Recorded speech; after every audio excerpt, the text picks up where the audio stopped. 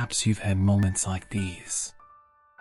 In the quiet of your day, whether at night before sleep, in a pause between tasks, or while sitting alone, something stirs within you.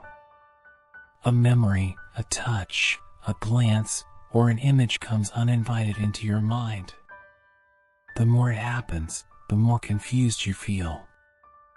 You may ask yourself, why is this so hard to resist? Why does this desire have such power over me? Some people have been hurt in relationships because of this desire. Others have acted on impulse and ended up living with deep regret. Many feel ashamed or disappointed in themselves. Some find that their inability to manage these feelings affects their daily life and relationships. Today, we'll gently explore this feeling of sensual desire, and at times more specifically, sexual desire, through the wisdom of the Buddha and stories from his life. There is no need to feel embarrassed or suppress it harshly. Sensual desire, including sexual desire, is a natural part of being human. What matters is how we understand and relate to it. Left unchecked, sensual desire can grow into attachment and suffering. But the Buddha didn't teach us to reject it forcefully. Instead, he offered a path of awareness and insight. During his own spiritual journey, the Buddha often spoke about sensual desires, the strongest among the 5 sense-based temptations. Among these, sexual desire was recognized as especially powerful. The Buddha once said, "Sensual pleasures are sweet, but their end is suffering. Like licking honey from a razor's edge. It may taste sweet, but soon you bleed." A disciple once asked, "Venerable Sir, I'm overwhelmed by recurring thoughts of desire. Some days they consume me. What can I do?" The Buddha replied, "When a thought of desire arises, replace it with an opposite thought. Reflect on its dangers and the suffering it brings.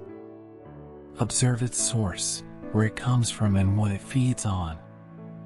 At times, firmly tell the mind, 'Stop. That's enough.' Without such awareness, thoughts will lead you wherever they please. But when observed with wisdom, they dissolve like bubbles."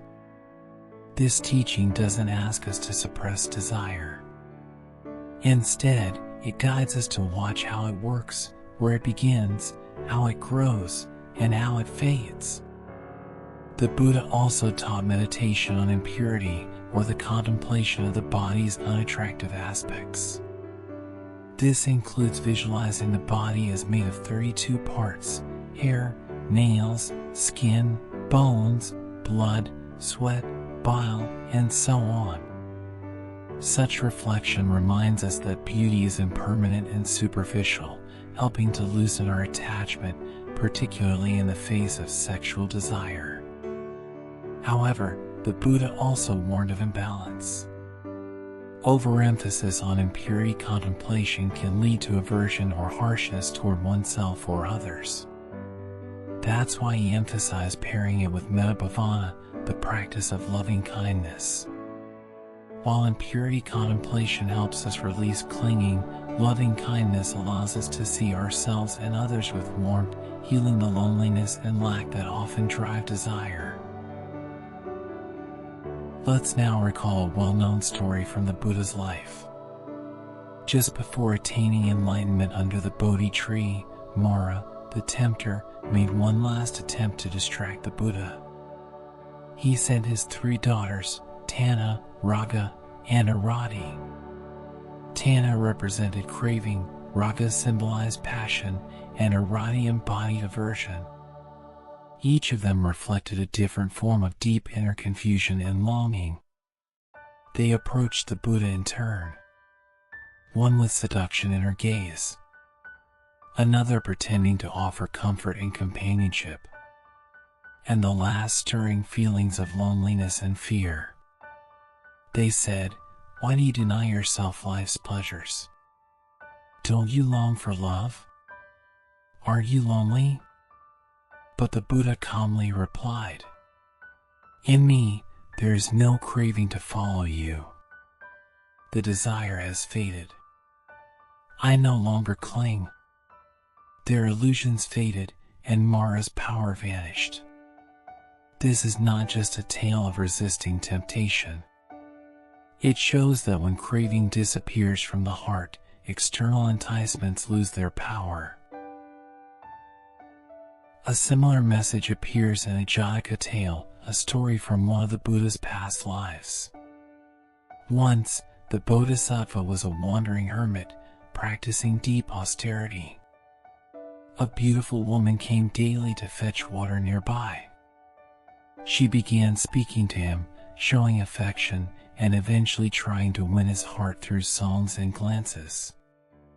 But the hermit practiced meditation on impurity, reflecting, "This body is a compound of flesh, bones, and fluids.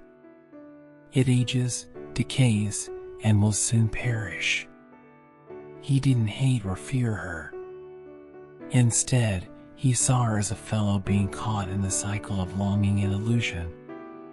Touched by his peace and compassion, the woman eventually chose to walk the path of renunciation with him. These stories teach us a simple truth. Desire is not our enemy, it is a signal. A signal pointing to emptiness or longing inside.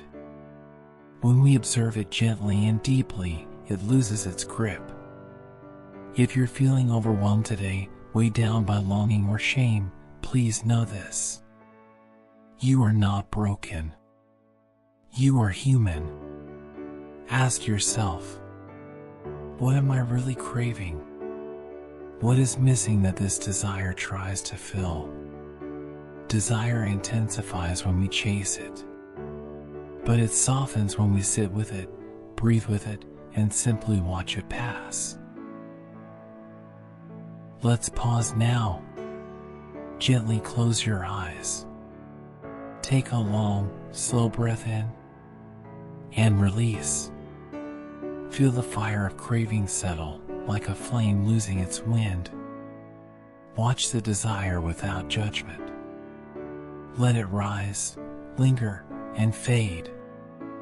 And whisper softly to yourself, "It's okay.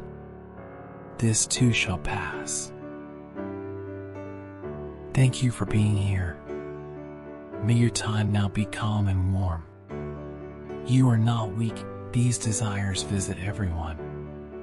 But in observing, understanding, and releasing them, you are walking the path of freedom. And on that path, you are never alone. May we return again to the Buddha's compassion and clarity, and rest together in stillness.